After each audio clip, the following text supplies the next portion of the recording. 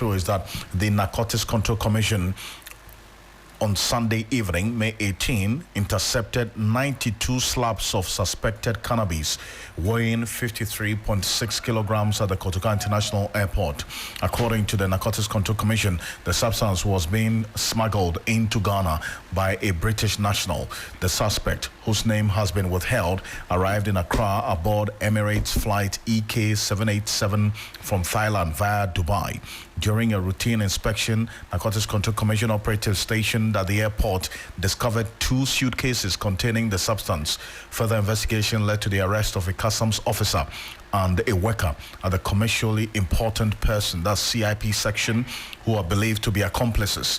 The Deputy Director of the Narcotics Control Commission, Alexander Chumberima, confirmed the development in an interview, which we spoke to him earlier, and he cautioned travelers planning to smuggle illicit drugs to desist and warned security officers who aid such travelers at entry points to refrain or face the full rigors of the law. The trio are currently in custody assisting with investigations. So that's the information that we've got from the Narcotics Control Commission right now, and we're keeping an eye on how things are playing out right there here on Hot Edition on 3FM 92.7. This is the second arrest at the Kotoka International Airport in less than 24 hours at the Kotoka International Airport. So that's information right now. We're keeping an eye on how things are playing out. Stay with us here on Hot Edition on 3FM 92.7, also on Kesmi 107.1 in Tamale. We're live on W93.5 in Beyond. The National Disaster Management Organization, NADMO, is assessing the extent of destruction following Sunday's rainfall that triggered massive flooding in parts of Accra. The rains, which lasted several hours, left in its wake severe damage to properties, with homes submerged and hundreds of residents displaced. It also led to the loss of at least 3 lives so far, including a 5-year-old in the Adenta municipality. Areas including Boteman Stadium, affordable housing, Boteman Township, Little Roses, Lakeside, Nanakrom, Kiseman, Domi Pillar 2, and Christian Village School Junction, Maijo, Zoom Lion, University Farms, Trasaco, Third Gate, Legon, Santor, Blue Kiosk, and several other areas were affected. If you go on our Facebook page right now, 3FM927, we're showing you some videos of the flooding that occurred as a result of the over 5 hours rain yesterday evening. Now, a team from NADMO has been touring the affected areas to assess the situation to help determine the sort of support for the victims. Ahmed Rufai Bolas is Deputy Director General of the NADMO in charge of technical inspection. He spoke to 3FM 92.7 earlier today on what they're going to do next after this rather unfortunate development there.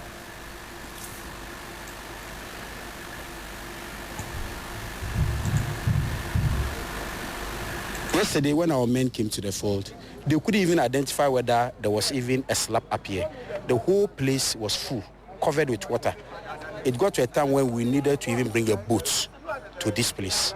So we are advising and suggesting to the assembly that some demolition needs to be done within this community for people to enjoy their livelihood. At the moment, we are now assessing the places. This is not the only place. We are going to Lakeside to very, very serious. So we'll do all our assessment, go and sit down on the drawing board, then we see what to do. For relief items, if they are supposed to be given, definitely we'll give it out. Well, so that's the Deputy Director General in charge of technical operations at the National Disaster Management Organization, Ahmed Rufai Bolas, in there. Now, our man Christian Yalley, who also visited some of the affected neighborhoods, has joined me in the studio reporting of residents in distraught situations after Sunday's devastation. He also visited a mother who lost her 5-year-old daughter to the floods, and Christian is with me in the studio right now. Christian, a very troubling situation as you visited the mother of this deceased. What was the countenance? What did she tell you? Exactly what happened? And so this was just around midnight when they were trying to seek refuge because the water rose to a level that in their room on the ground ground floor, they felt it was needed or important for them to go to the first floor or go upstairs. So in the process of climbing the stairs, going upstairs, she slipped, and the daughter, who is currently 4 and will turn 5 years next month, she lost control of her when she slipped from the stairs.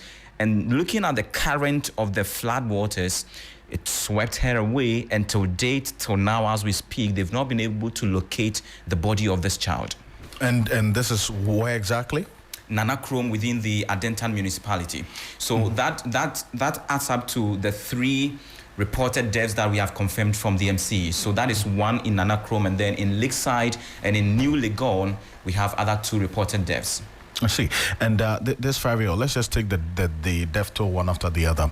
This 5-year-old that she's talked about, has there been any attempt to, as it were, trace her body and to confirm whether indeed she is deceased? Exactly, Alfred. So when I engaged the mother, she told me that when it happened in the morning, a number of men went around in search of the body of this girl, but they could not identify or even locate the body. She tells me the husband is not around at the moment, and so she's now managing affairs. And you can imagine someone who is so pained at such a loss. She tells me she has only 2 children, 1 boy, 1 girl. The girl is the youngest, who is now gone. She's lost her to the flood, and so that is the current situation. When we met her, she was in total despair, and words could not really console her, looking at how distraught she was, the pain, the grief that she is bearing, and everything tells of someone who is in a total agony, afraid. So I engaged her earlier, and this is what she told me in her own words. And then in day about Franokoye, then a seaporting. Because almost yes, she was from Sanka, Abrus, yes, severe life, say a quabus, baby, a one bear save no, a one in a corner, a color way pitrena, the soon fat, a color no so a share in the cheek, and a farm. A color didn't feel saying. This next month, no one have 5 years. Next month, no one 5 years. Much to me who nemo no baby. Pacho Debbie, and who be seen the mon who baby a cranemo. Pacho Debbie. Mambo police for money and NADMO for money and Bebuamo said a bear moving home a cran baby. Debbie. Then Pacific, or move me, but Nami. It's just me to be kind because my me and no Baba. Obanu never quite jam. See, dinner, dinner, Miss I tell me. I see. Oh, my boy, never will be bad. That's a sad account. Yes, a harrowing story, Alfred, and it's very, very sad. It's very sad. I spoke to a resident, and when you get to Nana Krom, and as you see, when you come onto Facebook on 3FM 92.7, you see the visuals, a tale of destruction, stores that have lost all items worth thousands. These are provision shops, and a provision shop, yeah. And I also saw earlier the videos we're showing right now. This is a compound house that has a number of persons in there. Exactly, and all of them affected. People's vehicles have been grounded because the engine filled. The water level filled the engines and everything, and so they cannot even move. There were some cars that have been overturned by the flood waters. There are buildings that have been brought down by the flood waters. And for Lakeside, there's a lake. Exactly. In that area. And Nana Krom is not so far from Lakeside. True. They're just adjoining communities. So you can imagine the extent of damage that we see. As of now, you see the debris-filled water in a lot of compounds that people are using pumps to sweep them out, which is quite a devastating incident. And when you talk to residents, where to lay their heads, what to eat, is something that they cannot even mention or they cannot even dream of, because per the stories we have heard, those were or who are, residing close to the drain, they had to seek refuge on top of their roofs, including pregnant women. Alfred, this is what some of the residents told me earlier when I engaged them. Okase Appiah Mensah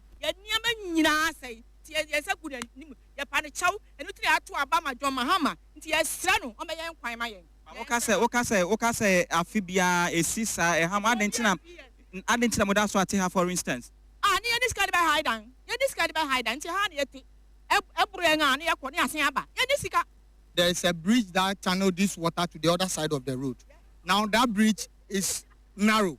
They have only 2 holes. So whenever the rain is heavy, one hole will block with rubbish and everything. Then the other one is coming a little. So you can see that when the road is blocked, all the water will remain on top. So the whole area will flood. So if they can open that bridge a little bit. Yesterday around 5 o'clock, I came back from church and I was just relaxing in my room. And then all of a sudden, I heard a sound, boom. By the time I realized the flood, heavy flood, it just entered all the 4 houses in my compound. My dear, I was having a 10-year-old boy with a pregnant woman, 5-year-old boy. All the tenants was just floating on top of the water. The government of Ghana, I hope you are hearing us, wherever you are. Mahama, we voted for you.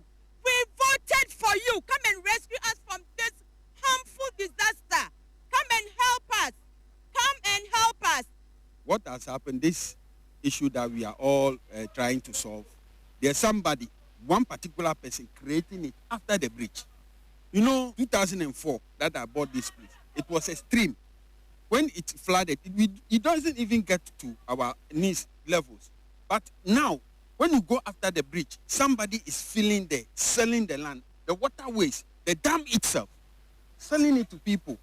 And because of that, when the water is flowing, it backfire, like you go and then, you understand? And all this thing is creating problem for us. And people are sitting idle. So those are the residents you spoke to, and I want to take the conversation from the gentleman who just ended the conversation, that what I just played. Yeah. He's talking about a building being put up by someone who is filling the land because this place is a flood-prone area. It's a wetland. They know it. Someone is filling the land, so where the water is supposed to go through, there's a building being put up there which has obstructed the flow of the water, and obviously water will find its level. So then, because of the diversion that has been created as a result of this building being put up, that's caused this flooding. Exactly. So when you get to the roadside and you look at the bridge referred to, or you look at the drainage system itself, which should have been a very straight one, you realize that buildings have been sited all along, and so now the water, and as it were, as nature would demand, has redirected its way, and so the least provocation, it overflows its banks, enters the town, and causes this kind of destruction that we see today and that we're talking about. And Alfred, looking at this, I mean, we've covered flood stories over the years, and you look at this one and you see that the degree of destruction is on a different level altogether. And one question I ask myself really is that, how are these people going to come out of this?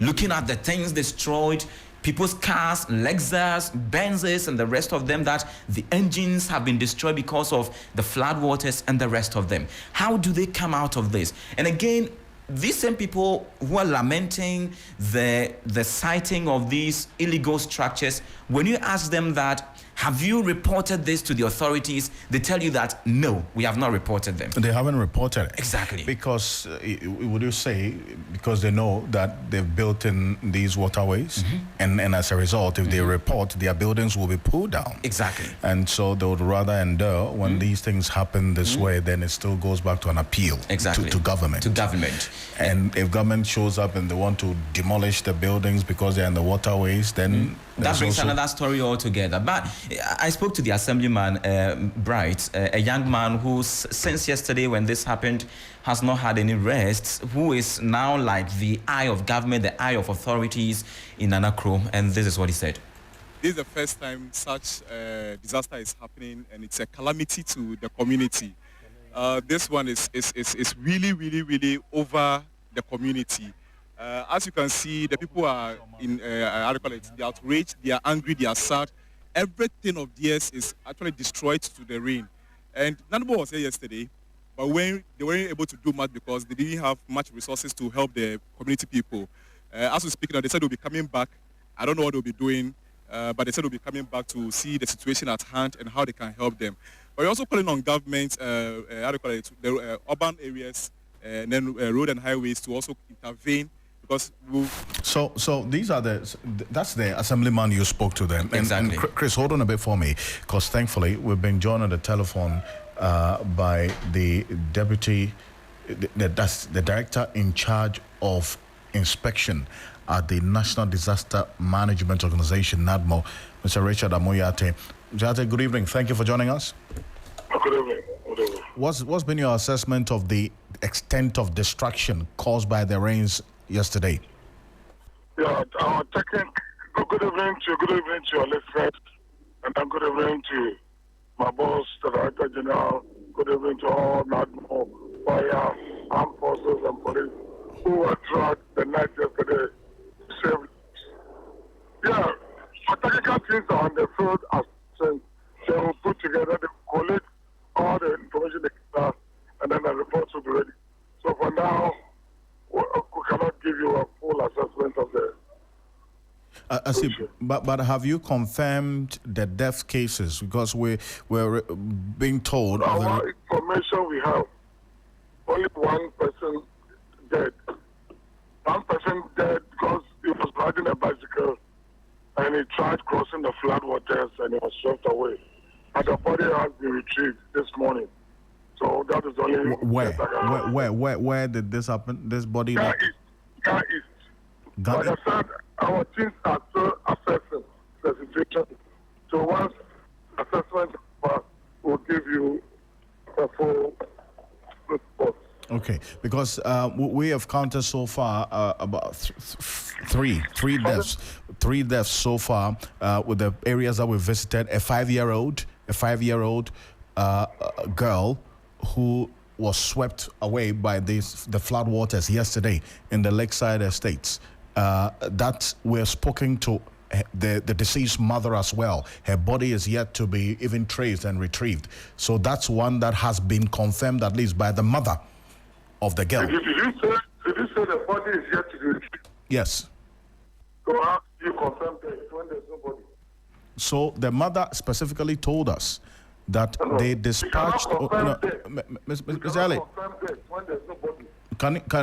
I was hoping that you would have me finish and then so that you can answer it as well, because earlier I asked the same question about whether there has been any rescue effort so far. She tells us that they tried reaching out to NADMO, they haven't gotten any responses as yet, so she had to dispatch some men in the area to trace where the flood waters carried her daughter to. So is there any reason why, if there is that, as in, if you got this information of the distress call that her daughter was swept away by the flood waters, and till date, from what we know, NADMO hasn't responded as yet? That's what I'm saying. Like you said, no, the one yesterday, the one I have completed yesterday, the person was swept away. But then we didn't have body, we didn't know the situation. So we counted it as missing. But after this morning, the body has been recovered. So death has been confirmed. Yes. So if there's any such information, you share the details. What you want to have for us to... No, but they are saying that our technical on the field, probably by the proof of this report, will they said they have reached out to NADMO. As of yesterday, none of your officers have even come to the area as we speak. So it is not as though they haven't reached out to you as yet. As of yesterday, when the incident happened, they immediately reached out to NADMO to get some help. That help is yet to come. What of help? Is it when they were in this? Exactly, when they were in... When they were... Did they call? Who did they call? Who did they speak with? It is your emergency number you put out. That is we what. put out emergency numbers. So there's a way of cross-check to confirm that indeed call the numbers, and then we'll look at what happened. That's what I'm saying. You can share the details with me. We'll get to the bottom, investigate, and then see what happened. If indeed they called NADMO and they didn't receive any attention. We'll share the details with you. But have you deployed any rescue efforts as of yesterday till now? Yesterday, yes, we rescued 18 people. And then evacuated 44 people. Most of whom went home to live to family and friends, and 15 were kept at the zonal office where they left last night, and then only left for their own states because the water in their area, in the community has receded. I see. But the waters have receded, but some of these areas are flood-prone areas. So what is NADMO doing to ensure that beyond the waters receding? Our technical teams are on the field assessing the situation. So let's wait for them to come back and then they tell us what the situation is. And then the way forward will be determined. You know that this is a perennial affair. It's not as if it's new. Every year we experience this. Every year, and the dynamics, every year, yeah. So it's not always the same, yes. But this year we are seeing areas where the flooding was not at the magnitude that we're seeing now. And the residents are saying it's because some buildings have been put up in waterways as well. So that's why I asked you a question about what exactly is going on or what has been done ahead of the rains, because you are a disaster management organization. So ahead of the rains setting in this year, what did you do? Ahead of the rains, we prepared. What kind of preparation did you put in place? We educate people, we sensitize people, and then agencies that are responsible for the drains are also contacted, and they are supposed to work on the drains, open up the waterway. That is what happens. And I'm telling you that when the president went round, there were a lot of drainages that were under construction. These are all works which are being done to mitigate flooding. Unfortunately, the works had delayed. So the flood was to be expected. We did what we had to do to rescue people. The deaths that we have recorded, it's also only occurred because whoever suffered that refused to take advice to ride the bicycle as the flood water when people were actually trying to swim from it. So because you need terrain, they could do it. It's so unfortunate. So, but that is what happened. So a lot of work has gone in, and a lot of work is still being done. But sometimes you are overwhelmed by the nature, by the intensity of the rainfall. So I asked a specific question about what you did prior to the rain setting in, the kind of preparation you put in place. You say you went around, educated people, and drains were supposed to be expanded. They were not expanded. And it has caused, no, I'm coming. You said the drains were supposed to be expanded. They did not expand them because there are works that are going on that they were not completed. Drainage works are ongoing, but they have not been completed. The works are still ongoing. But that's what has also contributed. That's what has contributed to the floods, as we see it, because the drains were not expanded, and some of them were choked. So what if you say preparations were put in place? The preparations were not done, and that's why we're seeing this magnitude of flooding. What I'm saying is that, are you not, the drainage works are still ongoing. NADMO does not construct drains. NADMO is not responsible for the drains. But then the agencies responsible are working on the drains. So we were prepared to save lives, and then we did save lives yesterday as our mandate direct. So when you educated people about these flood-prone areas, what did you tell them? To move from the place? Yeah, they have to move to higher, they have to move to safe havens. Safe havens in all communities. They have to safe havens. And then people move to safe havens. Like I said, yesterday, 44 people were evacuated. 15 were sent to the zona office, which is a safe haven. And then they slept there. This morning, when the water receded from their community, they left to their house. So this is, and then others moved, and then those with family and fence. So we did all these things. And then rescued 18 people who were trapped to near-death situation. We rescued them. So yes, but so if you educated people to move to higher grounds, they didn't move. That's why you went there to rescue them, because they were still in those places, isn't it? That is the difficulty. You can't forcefully carry his body to a safe haven. But then you cannot say to us that because they didn't move to safe haven, you will allow them to perish. No, we have to save lives. Human beings are very important. One life lost is just too much for us. It's really unfortunate that one person lost their life according to our records. But we work very hard to avoid death. It is indeed the case that you, NADMO, you don't construct drains, but you work with other agencies. Your work is interlinked.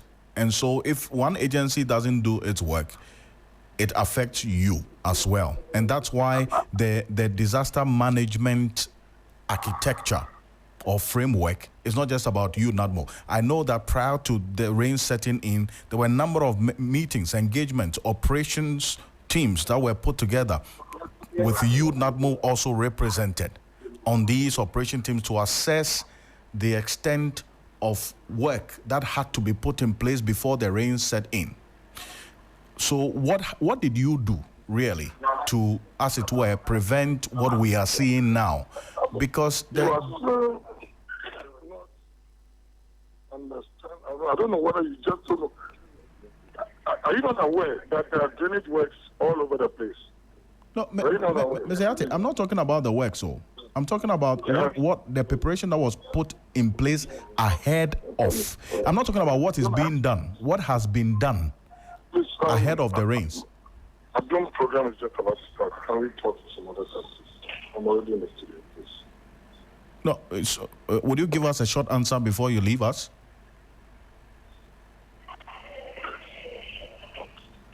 Hello? Well, that's Richard Amo Yartey. He's Deputy Director in charge of inspection at NADMO. Well, Engineer Abdulai Mahama has been listening to him.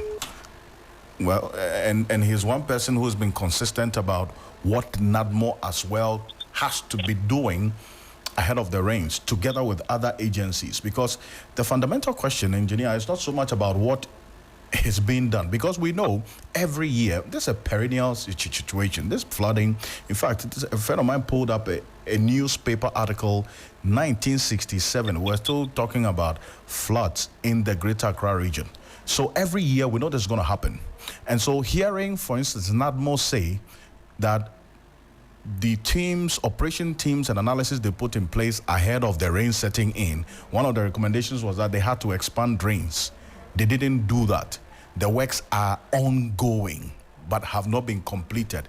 And we have seen that these small drains have contributed to this flooding we are talking about today as a result of yesterday's rains. Is it one that is tenable, an explanation, if you hear NADMO say this, Engineer Mahama? Well, good evening to your cherished listeners. I think at the point myself, I'll be so stressed with these interviews. And you just put it rightly in context. In 2022, the Auditor General's report was like there were 18 retention dams that were supposed to be constructed within the capital, and none had started at the time. So we have to find out from the Hydrological Services Authority. In fact, this institution was actually a department, but it was Hydrological Service Department under the Ministry of Works and Housing. Then they campaign, they claim that if they become an authority, they will nip these disasters in the bud when they become an authority. So they were, I think 2022 or 21, the law was passed in Parliament. So they are now an authority. So we should be able to ask the authority what they are doing in relation to the power that has been given to them to actually address this situation. In fact, I was actually on the TV with the 10 champion leader who has now become the CEO. We need to get some information, and we need to get this right. What is the authority doing about the 18 retention ponds that were supposed to be constructed in Accra? So if in 2022 They said the other general report said it is 0 out of the 18. Where are we now? Because Accra naturally is the lowest point of the receptor. So I'm not surprised in 1952 there was flood, but it depends on the extent of flood. You see, if you are talking about a small population and the water inundates a certain area, as for the report, it will be carried that there were floods in sections of Greater Accra or some areas within the capital. And so every year, like you are saying, maybe 40 years from now, the journalists there by there will also say that in 2025 we reported flooding. What happened after 2060? So I think that this morning I was on your sunrise, and I told the host that there has been an amendment to the LI 2465, that's the National Building Regulation, which we have to use as a Bible or a Quran. If we take that book very well, I'm sure that we can minimize, not even before NADMO comes in. If we respect nature, that law, that new act that in part in 2022, if we respect whatever is in that, or we even go 80% closer to compliance, I'm sure that would minimize a lot of this devastation. I gave a typical example this morning, and I would want your media house, because I know what you do. You're also very passionate about it. I would want people to move on the Abokobi police station, Oyarefa, Abokobi village road. It's about 1 kilometer from the police station. When I was constructing the Abokobi complex, the sports complex for Accra Lions in 2019-2022, when it rains, even with the higher vehicle, let's say SUV, pickup, or Land Cruiser, we had difficulty traversing a certain short distance along the village. Now, to my amazement, my driver called me about 2 months ago, and ironically, the river has been filled almost 60% in terms of the path. And factories and warehouses are sitting on the river along the Abokobi police station village space. And this water that is supposed to meander its way to Accra ordinarily would have taken about 2 days after the rains up there to get to Accra. But unfortunately, within 30 minutes, because you have constructed buildings reducing the area of the river or the stream, within 30 minutes, the water finds its way in Accra. But let me give your listeners the picture well. So Abokobi and Oyarefa and Mensah water collects at the receptor area, runs along the Abokobi police station, it connects to Ashorman, it connects to Agboba, Top Herba. There's a storm drain there, and this water comes all the way to Atomic. When it gets to Atomic, it moves towards Domi Pillar 2, and then goes around Christian Village to the new plant, to Abofu, then to Odo.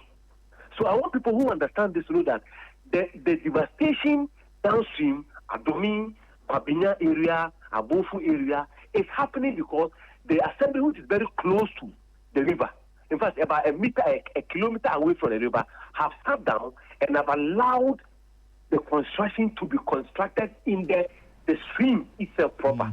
But the law that has been passed in 2022, the clause 56 C says that in the event where a developer is supposed to carry out a structure and that place is liable to flooding, that developer ought to provide a flood control measure.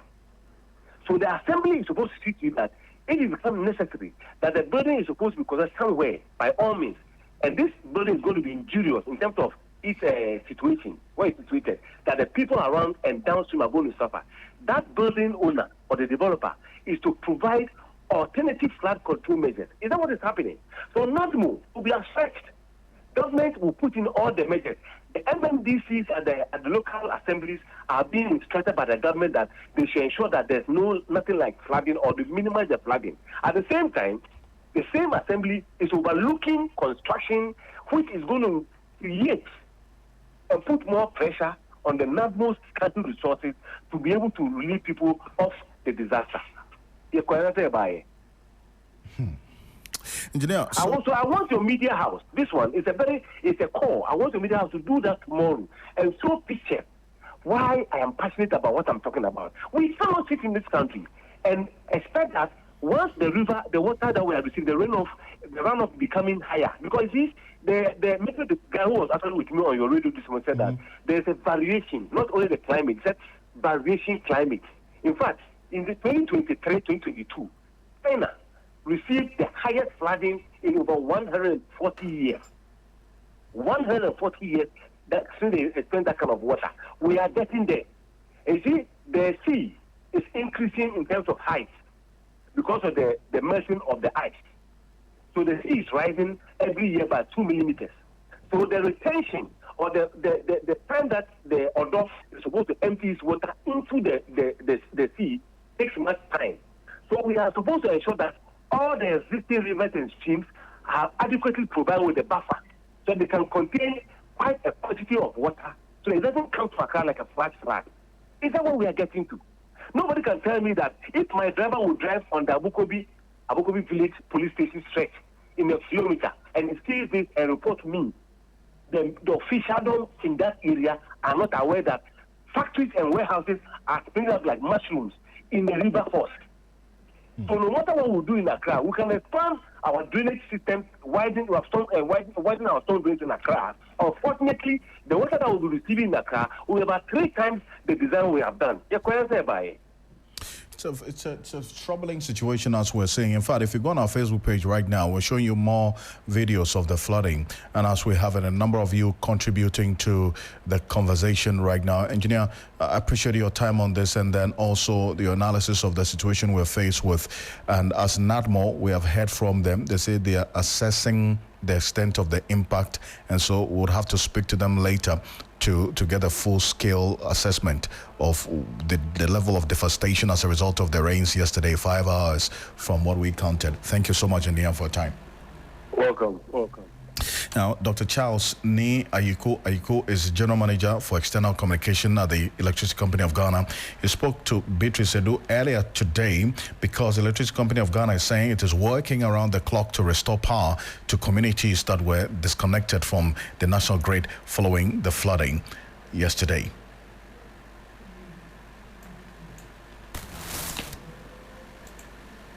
Heavy rainstorm yesterday, that's Sunday, the 18th of May, which caused quite, should I say, some flooding and some outages within our network.